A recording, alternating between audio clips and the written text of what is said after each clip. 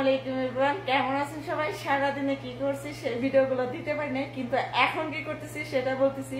রাত বাজে 12টা, ঠিক আছে। এরকম প্লেট কয় হাজার যে ধুইছি সারাদিনে, ওটা হিসাব দিতে পারবো না।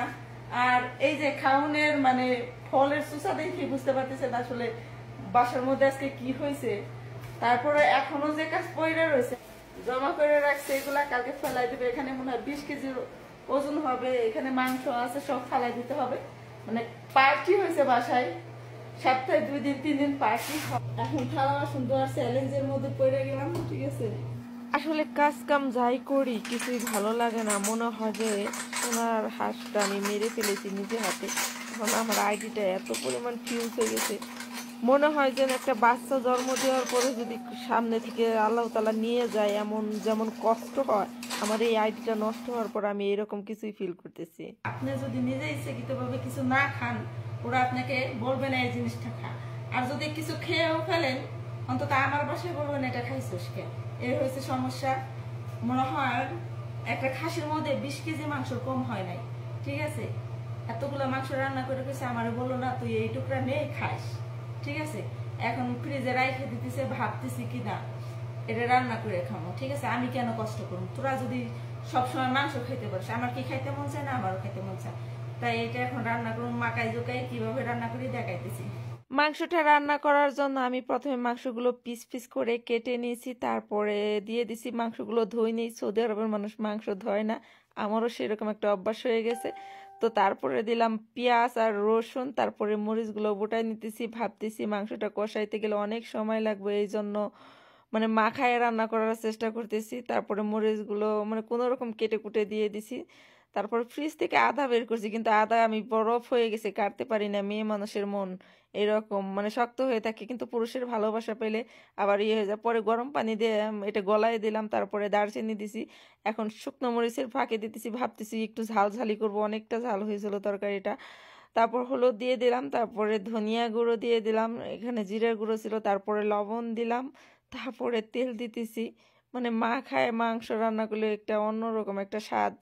তারপরে কিছু এলাচ দিয়ে দিলাম, আর কি যা যা প্রয়োজন। তারপরে গরম পানি দিলাম, তারপর একটা চামচের সাহায্যে সবকিছু একটু নেড়ে চেড়ে মিশিয়ে দিলাম। এখন এভাবে একটা ঢাকনা দিয়ে ঢেকে প্রেসার কুকারে বেশিক্ষণ সময় লাগবে না, 10 থেকে 15 মিনিট জাল দিলেই হয়ে যাবে।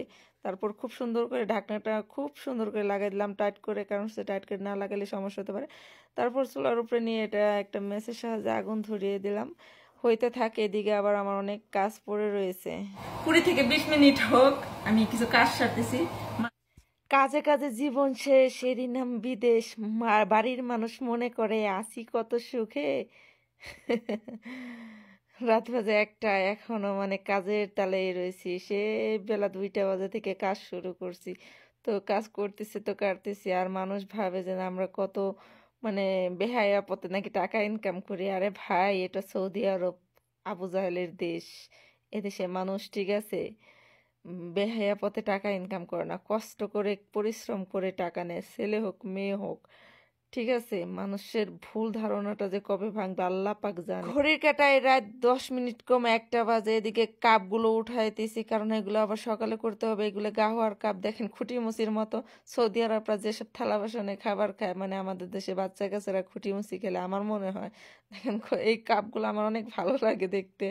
তারপরে ভাবলাম যে এদিকে তরকারি তো হইতেছে, হোক, আমার বিছনাটা করে নেই। এই যে আমার বিছনা, এখানে আমি আজ 2.5 বছর ধরে ঘুমাই। মানে এই রুমটার মধ্যে আমি একা থাকি, দরজাটা লক করে। আল্লাহ পাক আমাকে খুব ভালো রাখছে, আমি কখনো বাজে স্বপ্ন দেখি না, কোনো কিছু নেই, একাই থাকি, আল্লাহর রহমত আছে। আর এই দেখেন মাংসটা হয়ে গেছে, দিয়ে দিলাম জিরার ফাঁকি। তারপর একটা পটের মধ্যে ঢেলে নাম, কারণ হয়েছে এখান থেকে কিছু খাবার সবগুলো ফ্রিজে রেখে দেব। অবশেষে মুড়ি নিয়ে বসলাম, কারণ এখন ভাত রান্না করতে গেলে অনেক রাত হয়ে যাবে এই ভাত রান্না করে খাইতে। তাও ভাবলাম যে গরম গরম মাংস দিয়ে কিছু মুড়ি খাই। সাথে একটা 7 আপ ছিল, আর 7 আপটা আমি চুরি করে রাখছি, কারণ হয়েছে এটা যদি আমি নিজে হাত দিয়ে না রাখতাম তাহলে কিন্তু খাইতে পারতাম না, বরাতে হইতো না, ওরা দিত না আমাকে। আর এটা রাখছি, এটার কোনো হিসেবও নাই। যাই হোক, আমার কাছে অনেক মজা লাগতেছে তরকারিটা। আমার মনে হইতেছে এই প্রথম আমার এত মজা হয়েছে তরকারি, কারণ হচ্ছে তরকারির গ্রানটা এত মানে হয়েছে, আমার পেট ভরে গেছে গ্রানে। মানে অসাধারণ হয়েছে, ঝাল ঝাল হয়েছে, মনে হইতেছে বাংলাদেশে কোনো বিয়ে বাড়ির মাংস এটা। খুব ভালো লাগলো আমার কাছে, মানে ক্ষুধাও লাগছে এদিকে না। ক্ষুধা পেটে আসলে আমরা প্রবাসী লাইফে যাই রান্না করি তাই ভালো লাগে, কারণ হচ্ছে পেটে অনেক ক্ষুধা